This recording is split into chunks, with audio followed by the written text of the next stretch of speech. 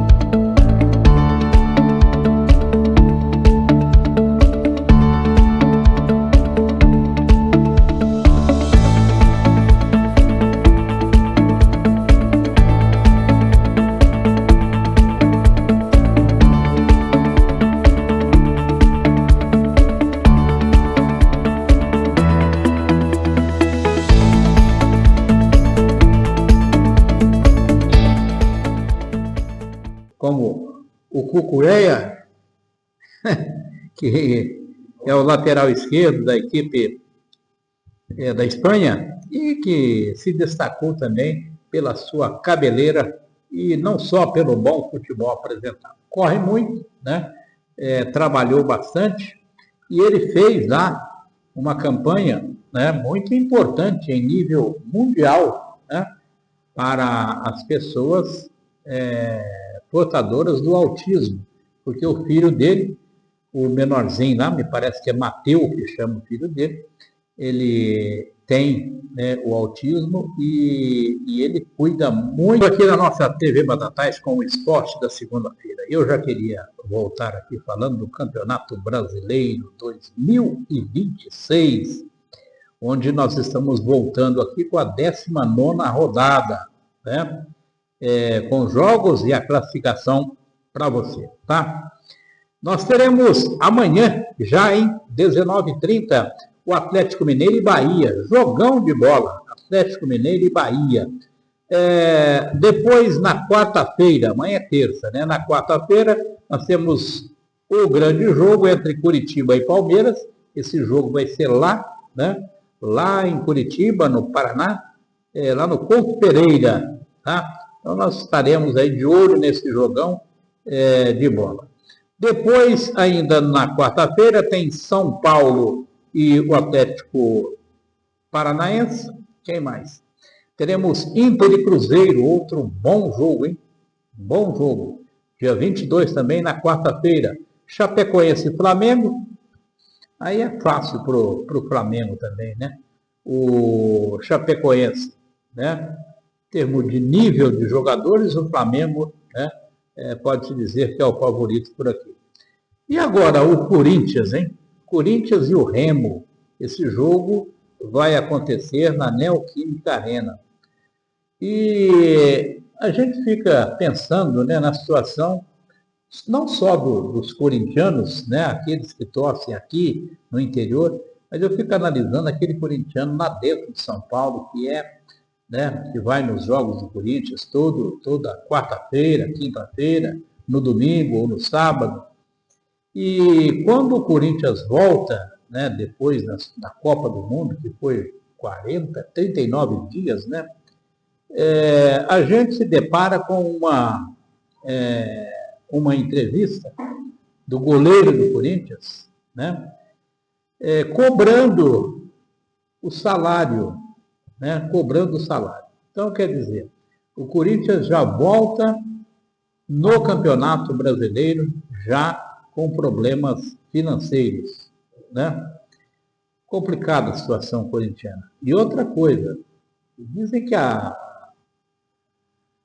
dívida do Corinthians, ela é tão grande, que ela é impagável. Mas o que o Corinthians vai fazer? É complicado. Mas vai vivendo, né?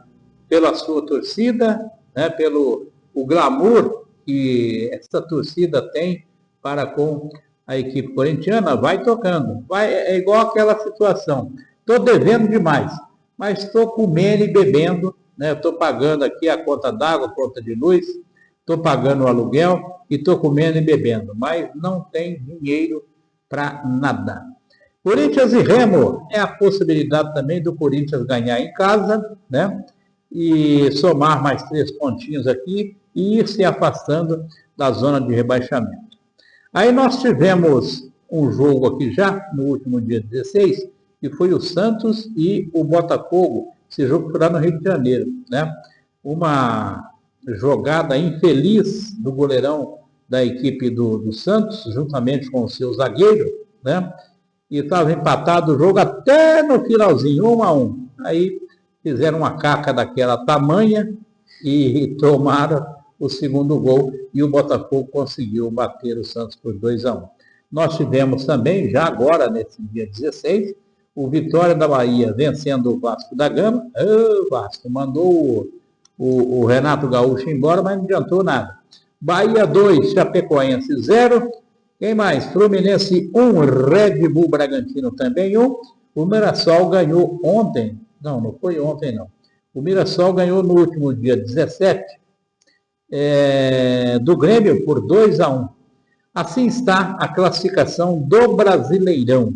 O Palmeiras, né, fechou líder com 41 pontos ganhos. O Flamengo é o segundo com 34. Fluminense 32.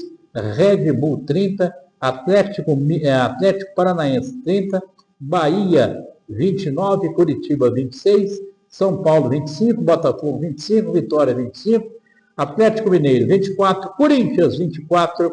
Cruzeiro 24, Internacional 21, Santos 21, Grêmio 21. Vasco da Gama tem 20, do Vasco para baixo está na zona de rebaixamento. Vasco 20, Mirassol 19, Remo 18 e Chapecoense 9. Só um adendozinho aqui, o Mirassol, que estava lá em último lugar, Mirassol lá vai subindo, hein? Ele está com 19 pontos, um apenas do Vasco da Gama, e tem um jogo a menos, né? Então vamos ver aqui se o Mirassol consegue sair aí da zona de rebaixamento. Beleza? Bom, então já voltamos ao normal, né, a partir de amanhã, em que nós teremos já a volta aqui do Campeonato Brasileiro e uma semana cheia de jogos para nós, graças a Deus, né? Ainda bem que voltamos.